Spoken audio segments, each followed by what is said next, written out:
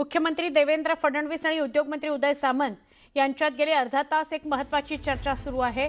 महायुतीच्या प्रचाराची रणनीती, सभांचं नियोजन याविषयी चर्चा सुरू आहे असं कळतंय। महायुतीची सगळ्यात मोठी सभा मुंबईमध्ये छत्रपती शिवाजी महाराज मैदानामध्ये 12 जानेवारीला होणार आहे। या सभेला महायुतीचे सगळे नेते उपस्थित राहणार आहेत। आमचे प्रतिनिधी उदय जाधव यांना विचारूया। उदय, काय अधिक माहिती या भेटी संदर्भात? मुख्यमंत्री देवेंद्र फडणवीस यांच्या वर्षा निवासस्थानी महत्वाची बैठक सुरू आहे। शिवसेनेचे नेते आणि उद्योगमंत्री उदय सामंत या बैठकीला उपस्थित आहेत। दोन्ही नेत्यांमध्ये महत्वाची चर्चा सुरू असल्याची माहिती मिळते। विशेषतः महायुतीच्या प्रचाराची एकूण रणनीती कशी असेल, सभांचं नियोजन कसं असेल, या संदर्भात शेवटचं नियोजन जे आहे ते केलं जात आहे। काही ठिकाणी भाजपच्या नेत्यांकडून देखील विशेष सभांच्या मागणी जी आहे ती केली जात आहे। शिवसेनेच्या नेत्यांकडून देखील विशेष सभांची मागणी केली जाते, कारण 29 महापालिकांमध्ये एकूण निवडणुका होत आहेत। त्यामुळे 29 महापालिकांमध्ये ज्या काही प्रचाराच्या मोहिमा, सभांचा धडाका उडवला जाणार आहे, त्या संदर्भातलं नियोजन जे आहे त्यावरती अंतिम हात जो आहे ते फिरवला जात असल्याची माहिती मिळते। त्यातच सगळ्यात मोठी सभा महायुतीची ही छत्रपती शिवाजी महाराज मैदान मुंबई येथे होणार आहे। दिनांक 12 जानेवारी रोजी संध्याकाळी ही सभा होणार आहे आणि या सभेला मुख्यमंत्री देवेंद्र फडणवीस, शिवसेनेचे मुख्य नेते आणि उपमुख्यमंत्री एकनाथ शिंदे यांच्यासह महायुतीचे सर्वच नेते इथे उपस्थित राहणार असल्याची माहिती मिळते आहे। नक्की उदय, धन्यवाद माहिती दिल्याबद्दल। चंद्रपूर महानगरपालिका निवडणुकीत वडेट्टीवार यांच्या समर्थकांना डावलण्यात आलं।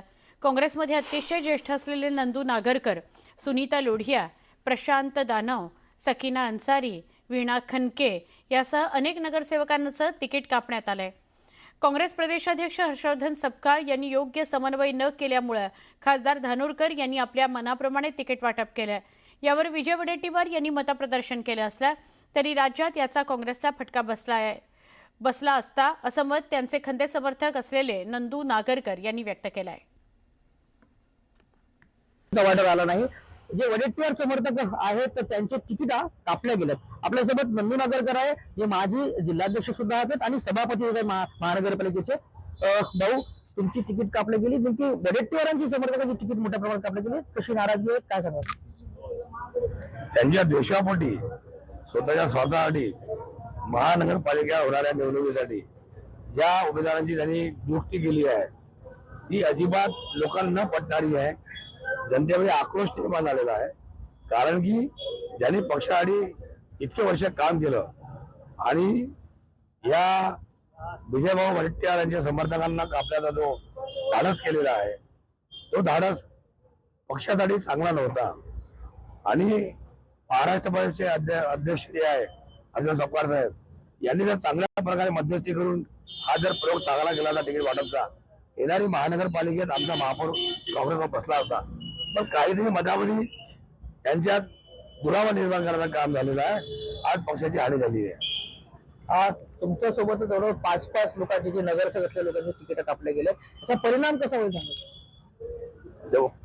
या लोकांनी याच्या अगोदरही विधानसभा निवडणुकीत ज्यांनी प्रवीण पडवेकरांचा प्रचार केला नाही, प्रचार न करता 84 या 36 मध्ये भेटले होते, अशाच लोकांना तिकीट, ज्यांची निष्ठा आहे नाही, व्यक्तिनिष्ठा आलेली आहे।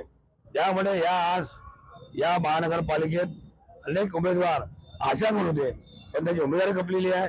त्यामुळे फार ते नाराज होऊन लोकांमध्ये हा मेसेज गेलेला आहे। त्याचा परिणाम काय होणार आहे, या निकालावर काय परिणाम होणार आहे? मी पक्षाचा कार्यकर्ता आहो, सच्चा कार्यकर्ता आहो। आज मला सुद्धा दुःख आहे, तो दुःखानं मला बोलावं लागते। आमच्या अनेक तिकीट चांगल्यापैकी येणार होत्या, त्याच्यावर परिणाम होणार आहे। अनेक चांगल्या ठिकाणच्या उमेदवारांचे कापले गेले, त्याच्यामुळे मोठा परिणाम काँग्रेसला आणि फटका बसणार आहे, असा नंदूरकर यांनी सांगितलं। त्याच्याशी लोकमत, चंद्रपूर।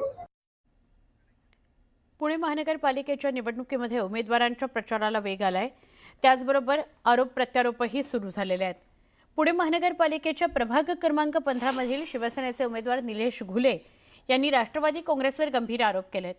मला डावललं, पण उमेदवारी देताना पैशाची देवाणघेवाण झालीये, माझ्या कानावर आलाय, असा आरोप त्यांनी केला। राष्ट्रवादी सोडून शिवसेनेमध्ये आला, काय आत्मविश्वास घेऊन तुम्ही राष्ट्रवादीमधून शिवसेनेमध्ये आला आणि तुम्हाला डावललं का?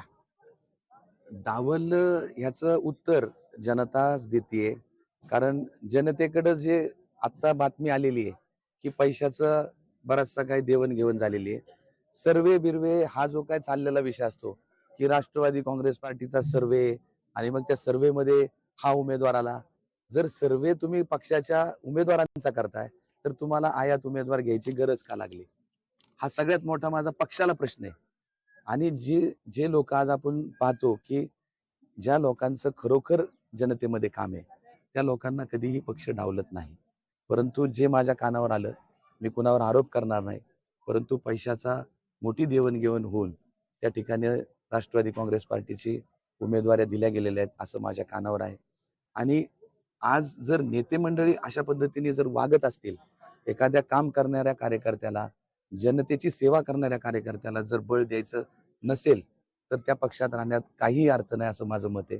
आज एकनाथ शिंदे साहेबांचा जर आपण संपूर्ण इतिहास पाहिला तर एखाद्या गरीबातला गरीब कार्यकर्ता आणि मोठ्यातला मोठा कार्यकर्ता त्याला बळ देण्याचं काम एकनाथ शिंदे साहेबांनी आजपर्यंत केलेलं आहे. म्हणूनच एकनाथ शिंदे साहेब आज महाराष्ट्राच्या मुख्यमंत्री पदावरती विराजमान झालेले होते. आमचे चारही उमेदवार संदीपदादा लोणकर असतील, आमच्या राजश्रीताई माने असतील, मी स्वतः निलेशदादा घुले असेल, आमच्या सीमाताई सुधीरांना घुले असतील, यांना प्रचंड बहुमताने विजयी करतील अशी मला खात्री आहे. मी या ठिकाणी तुम्ही माझ्याशी संवाद साधला त्याबद्दल तुमच्या सर्वांचे मनापासून आभार व्यक्त करतो. धन्यवाद.